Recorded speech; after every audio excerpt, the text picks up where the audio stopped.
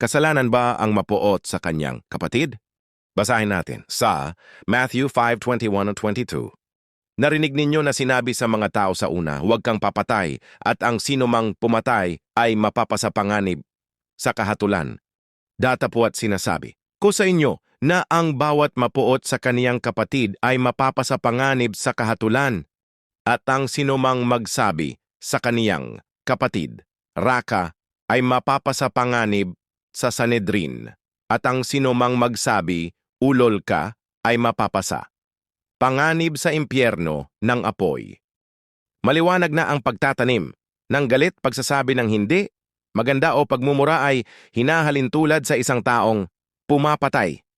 Kaya, mag-ingat tayo, baka sakaling ito ang maging dahilan para hindi tayo makapasok sa kaharian ng Diyos. Salamat at God bless.